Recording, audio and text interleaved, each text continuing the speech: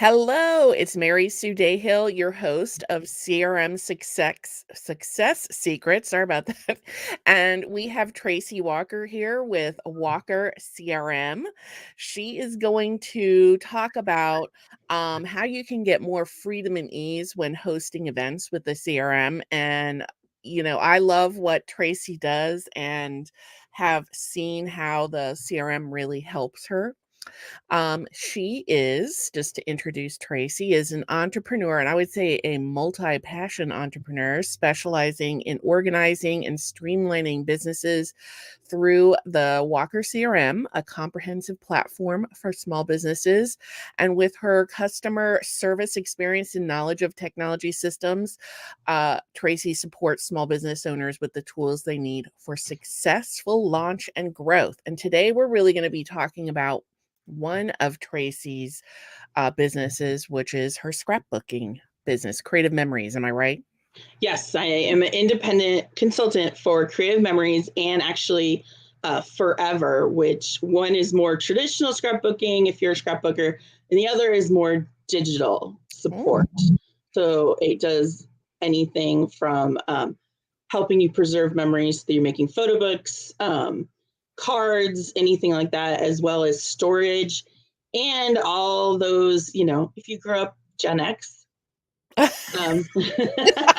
So your pictures are not digital and probably on slides more than Oh, likely. my purse, like from when I was a little kid? Yeah. Oh, yeah, they're slides. My dad had the slideshow thing. Yes. So we all can relate to that. So it's preserving those memories because slides do degrade over time, or families don't know what to do with them and they throw them away. So that's another part of just photo preservation, as well as so getting them into your life and enjoying them. Because I know my kids love to see, oh my gosh, Mom, look at you when you were 5. What was that? This is a little morbid, but my friend's mother recently passed away and went to her memorial service, and it was beautiful because they did take a lot of photos, through the years. And I wouldn't say my family's the greatest at photo taking, but they had so many wonderful photos of their mother as a single woman, as a young woman, young mother. It was really beautiful. So it's important to preserve those memories. Yes, that is a definite thing. I will have to talk to you more about Forever because I was a scrapbooker in Creative Memories, and then I can't do the paper stuff anymore. It has to be digital. And you know what? That is okay. It evolves to what fits your life. Yeah. I go through spurts of I just want to do traditional because I like just that tactile touching and putting stuff together. And sometimes I'm like, I just need to do this digital, especially if you need it fast or you need 8 copies. Who wants to make 8 copies of a traditional book? Right. A digital book is you make it once. And that's, I used to do that for our Disney trips. So then every family in my, every group of family got their own. Oh my gosh, that's so much. I mean, I love doing it. I love the cutting of paper and designing of the page, but yeah, that's a lot. Yes, it is a lot, and it's heavy. Yeah. I know, and my poor daughter does not have her baby book. At least my son has his, infant book. Mm-hmm. I understand that one too. My youngest, as much as I do this and promote this, my youngest's baby book is not complete. It's together, but there's empty pages. And right. At least I wrote down what should go there. So, in my retirement. Right. You'll be able to finish that. And they will be so excited to get their baby book. Not. I know. We joke they're just gonna have a bonfire in the backyard, and then it's one of those I'm dead, I'm not gonna care. Right. Yeah. And so but to me, that's who I am and how to use that creative part of my brain, which that's who I am, that whole creativity part. And so I do it, and like you said, I'm I would call it serial entrepreneur of I have my hands in a lot of things, whether it's a CRM, graphic design, scrapbooking, Etsy store.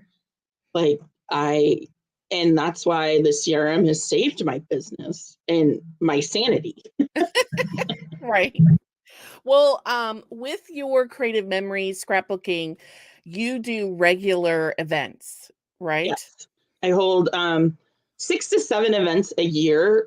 2 of them are weekend ones, and the rest of them are just a Saturday, Mm-hmm. random Saturday that fits my schedule or my family's schedule. Well, that's a lot. And how many years have you been doing this? Let's see, probably 16, 17 years. Wow. So 16, 17 years, you've been holding about, we'll say 6 events a year. And the point is, people come into the event and they have time to scrapbook.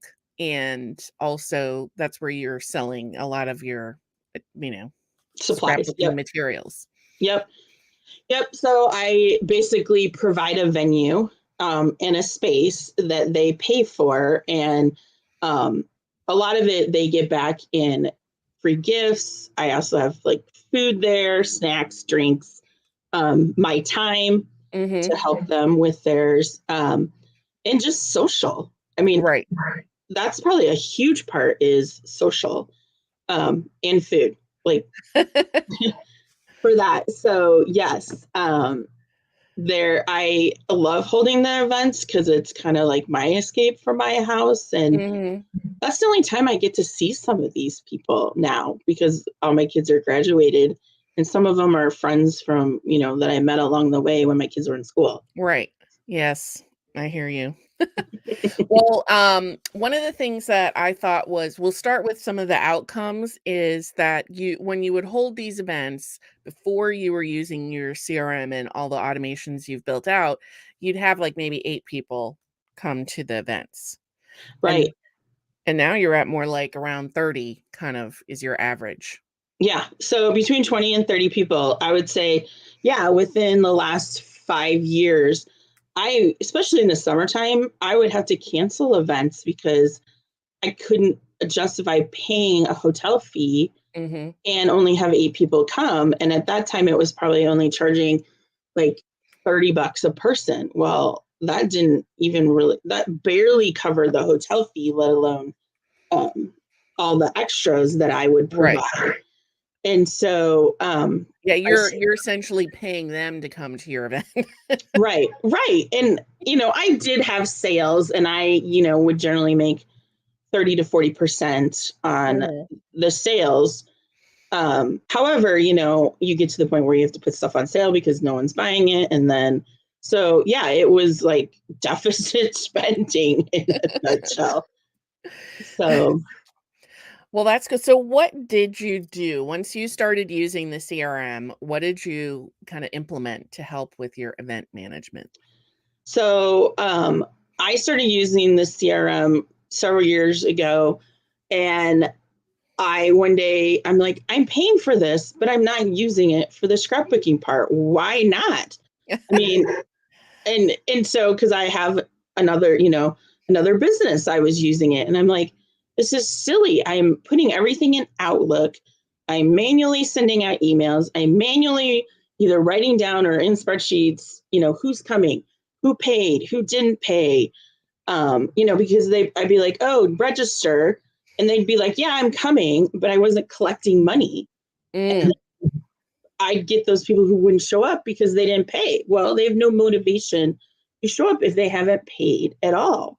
right. And so I decided, okay, I'm going to put everybody's names into the CRM and create the list. And then I created sales funnels to register for the event. So I'm number one, collecting the money when they register. And I would Oh, say, so before they could register and you would have to like follow up with a payment link or something. right, I'd be like, hey, pay me on PayPal, pay me on Venmo. Like, and I would Oh, spend yep. all this time chasing money. And you don't want to chase money. Like, you Nope. want it to just flow to you. And so I was like, this is ridiculous. I'm spending all this time chasing people. I'm getting 8 people to events because people are dropping out. Mm-hmm. And so people, when they registered, they had to pay. And I would Mm-hmm. say like 98% of people do that. I still have a couple holdouts, but they do pay. They're like, I'm paying you via PayPal. I'm like, fine. But they pay right then and there. Right. This is people, because I started doing Facebook ads. So that's what's increased to this, 20 plus people per event, is because I'm getting people in the I live in Des Moines, Iowa area. I'm getting these people that I've never met before, and these amazing women that I've met, Mm-hmm. but they're paying. And then it runs them through a sequence of, congratulations, you're in. And Right. then here's all the details they need, like the date, the time, what's provided, that kind of stuff. And so I have a sequence that goes out 15 days before, pre-order, and get people to pre-order for any supplies, because I'm really trying to cut down on not The bringing in store you have to set up when yeah, you get there. it's like my whole Suburban is like filled to the brim. The front seat is so full that it's going, beep, put your seatbelt on, because You it's don't have so heavy. yeah, I get what you're the seatbelt. Yep. How much of your sales is done through pre-order now, would you say? I would say about half. I'm really working Wow. on really getting more sales. Maybe, people offer incentive of, hey, if you pre-order, your name goes into a hat and you get automatically 30% off. Excuse me. Oh, that makes sense. So before, again, this is just another benefit of your automations is you didn't have any pre-orders or very little, because that's not what Yeah, you weren't even prompting them to do it, I'm sure. right. Um, and then now 50% of your sales are coming through pre-orders, which means it makes it much easier for you to arrive with what people want. Right. And yeah. Right. And it's cutting down on guesswork. Like, Mhm. you feel like, okay, I know someone, I love it, so someone else is going to love it. Well, I've been way off key about some of that. Like, I love this, but then people are like, ooh, why? And Mhm. so everybody's taste is different. And so sometimes you just have to guess. And Yeah. so for that, but yeah, I love having pre-orders, because then everybody gets what they want, because Creative Memories has grown leaps and bounds since the pandemic. People have kind of found the hobbies again, and things are selling out within 3 days. And so Wow. making sure, yeah, there's been some products that sell out in 3 days. However, they've, tried to make it good and say, okay, we're going to place a second order. You have to pre-order it, and then based on that, we'll order. So, it's really important if you And when really I want. come to an event like that, I would wanna be able to use whatever I ordered that day. Right, and you don't Yeah. want to have to wait for it, most people. So, I have a great group of people that come, and some of them are like, yeah, I'm buying that for a future project, so I don't really care if I have it now or in 3 weeks. But some people are like, oh, I'm going to work on state fairs, so I need all the farm stuff. Right. Or I'm going to work on camping, so I want the camping stuff, that kind of stuff. And so that's been really important in itself. And no one falls through the cracks. Like, Mhm. if I was doing it manually, someone would just send me an email. And if I was on vacation, you're out of that element of, okay, they manually registered, I'm going to write it down. I've had people be like, yeah, I registered, but you never sent me anything. And I'm like, oh, Well, you were saying you had, yeah, some of those "oh, shit" moments where, um, someone would register, like, their daughter, but not themselves, or right. so you And didn't have all so the contact info. now this ensures no one's falling through the cracks. Mhm. Everybody's reminded. I've gotten lots of compliments. Like, I try to get feedback from the new people when they show up, like, hey, did you get the emails, the text messages? How did you feel about them? Like, was it too much?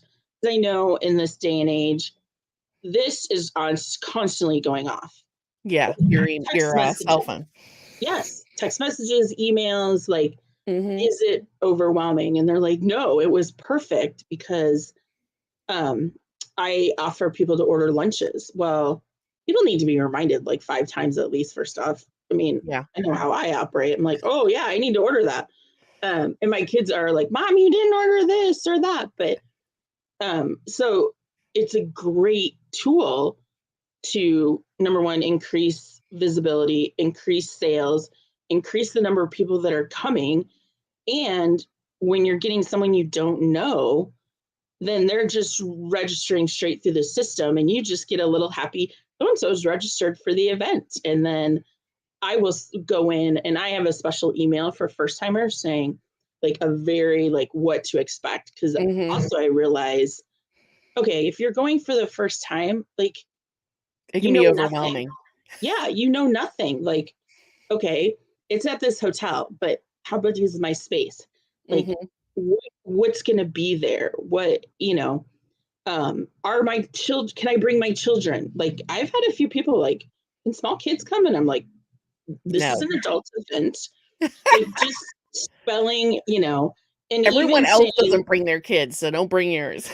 right, we're like, we purposely signed up for this to escape our children Right. and our husbands. And so, I mean, it's one of those things you have to tell people too. Like, we don't want to hear your FaceTime with like whoever. Like, and you were You set all up the like, rules and expectations so everyone has a great time. right. And so it makes it very clear, and a refund policy. Mhm. Mhm. So, And well, I'm going to post in the comments here a link to Tracy's plan that she's created that you can download for events. Would you mind just talking through like, you know, when do you start marketing for one of your events? so really, I set my events, especially the weekend ones. And how Like many weekend ones do you do a year? I do two, one in January and one in October. Okay. So in January of 2023, I talked about January 2024. And I try to keep it the same last weekend of January every single year. Mhm. I did add a fall one in October. And so usually like by the time I have that January event, I've set the whole Your whole year. year. Yeah. And I don't necessarily advertise like um the ones that are like August, October, like December. I will advertise the October one because it's a weekend one, but some of the later ones, I don't want to overwhelm people, but at least say, okay, here's the date. And there's been a few instances where I'm like, oh, I'm going to have to move it because something, life happens. Yeah. And we all get it. Like, life happens. I've had to move things for one reason or another. And so Mhm. I now have like a main sales funnel that says, here's all the events, and then I'll open registration probably about 60, 90 days prior. And Okay. then so yeah, we're talking, most cases, I'll open registration like 60 to 90 days. But in most cases, people don't start like truly registering until the event before that has happened.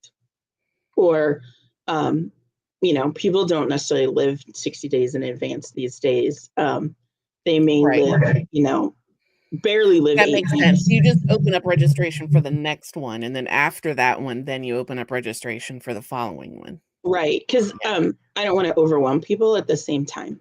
So they can register. I mean, people can register for as many as they want. And I'll say, registration's open for this, or this is sold out, get on the wait list. What if Um, you, Tracy, just as a suggestion, what if you had like a registration pack, oh, and where they sold your register, registration for the year? yep, the whole year, and they get. So yes, I've thought about that, where they like, okay, you register for all of them, you get, let's say one free or something like Mhm. that. But yeah, the fees change if it's a weekend or if it's Right.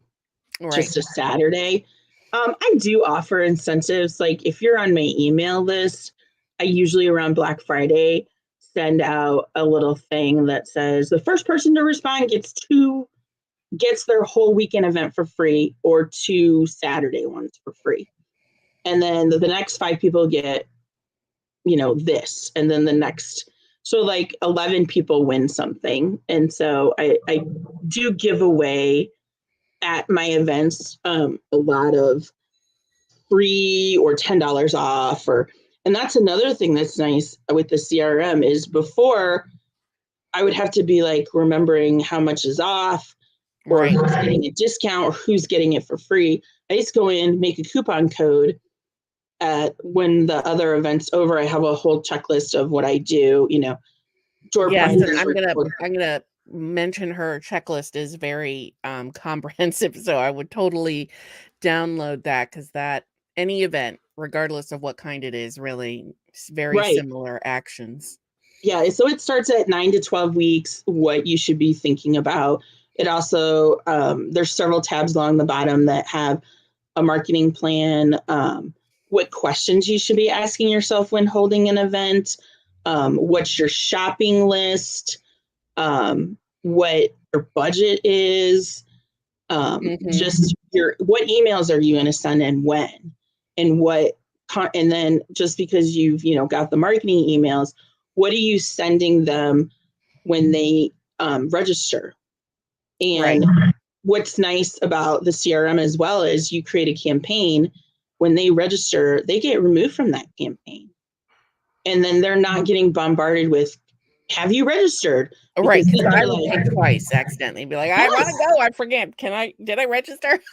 Oh yeah, I've had people do that even with the system. Like they'll just all of a sudden send me more money, and I'm like, you already paid for this like 3 months ago, and so we just laugh. And we're like, nope, we'll just forward it on to the next event. Not a big deal. But then it removes them from the marketing emails. So that's a huge thing to do with the CRM as well. That makes the life a lot easier because I don't know necessarily, oh, I thought I paid that. I didn't pay that. And then, of course, either you're not paying it at all or you've paid it 3 times because you think you did. Right, you keep forgetting and you did actually do it. And this is how you end up with 3 yearbooks for one child kind of concept. Yes. That nobody wants in 5 years. So, well, so what is your main CRM success secret? the main one, I would say it has really streamlined and organized my business so that my brain isn't having to hold like so much stuff. It's, oh, did I register that person? Oh, shoot, I didn't send this email. Oh, shoot, I should really send out an email about the food. It's it's kind of one and done. I mean, I've said it, forget it. I just clone from one event to the next, or make edits for the and just small things edit, or because I have clever names for each event, like Spring Fling and Sizzling Summer, Beat the Heat, Croptoberfest, Scrapsgiving. And so, I just take 2022s and then change it to 2023. Right. And just that makes sense. And then the emails are already written. I just have to update the information. So that's kind of like once you've done it once, then you're just cloning it every single time. You don't have to reinvent the wheel every single time you have to do an event. That is so awesome. Well, thank you for sharing your experience with using your CRM and all of the automation features available to you, and how that has made running events just one smoother, more profitable, and you're able to really grow your audience because you're doing Facebook ads and other things that are getting more people involved. Right. And it can also grow other aspects of my business. So, I've kind of streamlined this. So I ventured into Etsy and digital products in that. And so it's giving me freedom to pursue other avenues as well. Yeah. So, yeah. Well, how should people get in touch with you, Tracy? All right. So WalkHer, so it's Walk, HER, CRM.com is my website. I also am on Instagram at WalkHer CRM. Also, I joined Threads. That's been Yeah. the new Twitter dupe that Instagram just released. So you can find me there for the connect with me, as well as, you know, download that plan. It's been a huge help. It's something that I originally created several years ago for a client, and then I've expanded upon it over the years. So it really helped us, because when you have three people, three hands in a pot. Yeah, you need to know who's doing what when. Right. And so, because otherwise you're like, well, I thought you were doing that. No, I thought you were doing that. So then this is a clear cut. Right. Tracy is doing the emails. Mary Sue is doing social media, and this is what the social media is. And so, yeah, it makes it very streamlined and less headaches and heartaches over time, and happier customers, because, you know, unhappy customers tell everybody their experience. I mean, you see that on TikTok. Yes. I'm so mad at DoorDash. I'm so mad at Walmart. And so you want to make sure they have a positive, easy experience. Yeah. Very cool. Well, thank you so much for your time. And the show notes will include links to Tracy's materials and her plan, and so you can connect with her. And we hope to see you on the next CRM Success Secrets episode. So thank you. Thank you, Mary Sue. Great to talk to you as always. Have a great day.